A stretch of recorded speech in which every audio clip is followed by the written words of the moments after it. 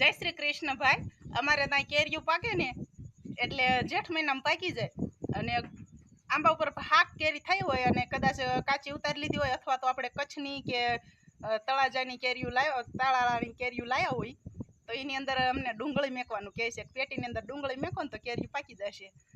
અને વરસાદ આવે એટલે અમારા અહીં કેરીયું કદાચ કોઈક મફત આપે ને તોય ન ખાય। અને તમે હજી પકવવાની વાતો પૂછો છો કે કેમ પકવવી એમ, તો કેરીયું પકવવામાં તો અંદર ડુંગળી મેકવાની સલાહ આપણે દે છે। અને જે કેરી પકવવા હાટું જે પડીક્યું આવે છે એ ક્યાં મળતી હોય એ કાંઈ આપણને ખબર નથી।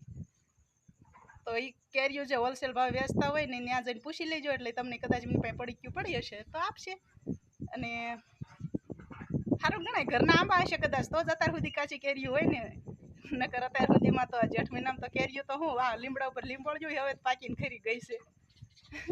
હાલો તાઈ ખાજો પીજો મોજ કરજો। જય શ્રી કૃષ્ણ, ખુશ રહેજો।